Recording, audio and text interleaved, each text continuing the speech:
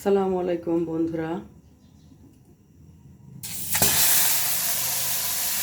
ভাজা করছি রুই মাছ।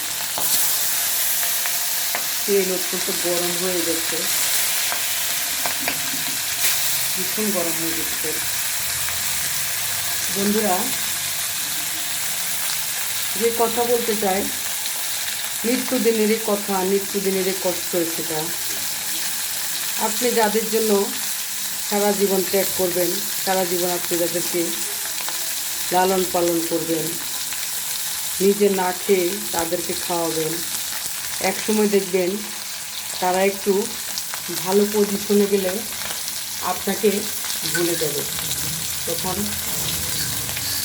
আপনি যদি অসুস্থ হয়ে পড়েও থাকেন বিছানায়, আপনার খোঁজ খবর নেবে না, আপনাকে দেখবে না, কারণ তারা তখন তাদের আলাদা দুনিয়াতেই ব্যস্ত থাকবে। অথচ তাদের জন্য আপনি জীবনের সর্বোচ্চ ত্যাগ করে দিবেন, তারপরও দেখবেন তাদের মন পাবেন না কোনো কিছুতেই। তারা কথায় কথায় আপনার সাথে উত্তর দেবে, আপনাকে ইনসাল্ট করবে। ধন্যবাদ। এবং আপনাকে এরকম এক পর্যায়ে নেবে যে তাদের কথা আপনি উঠবেন আর বসবেন, আপনাকে সেরকম করবে। এরা কারা জানেন? এরা আপনার প্রিয় মানুষগুলো, যাদেরকে আপনি নিজে না খেয়ে খাওয়াইছেন, নিজে না ঘুমিয়ে ঘুম পাড়াইছেন, বুকের মধ্যে রেখেছেন। যখন তারা একটু ভালোভাবে থাকতে পারবে, নিজেরা মনে করে যে না আমরা তো এখন নিজেরা ভালো থাকতে পারবো, তখন তারা কি করে জানেন? তারা আপনাকে ভুলে যায়। এটাই বাস্তব নিয়ম, এটাই সংসার, এটাই আমাদের সমাজের চিত্র। প্রত্যেকটি কথাই নিজের জীবন থেকে বলি, কারণ এই জীবনে যাদের জন্য বেশি বেশি করেছি, তারাই আমাকে সবচেয়ে বড় কষ্টটা দেয়, তারাই আমাকে সবচেয়ে বড় ইনসাল্টটা করে। যাদের জন্য আমি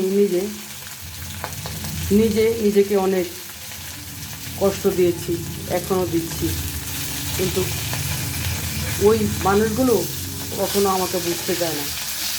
সুযোগ পেলে আমাকে কথা শোনাবে, সুযোগ পেলে আমাকে অসুস্থ করে দেবে তাদের বিহেভ দেখিয়ে।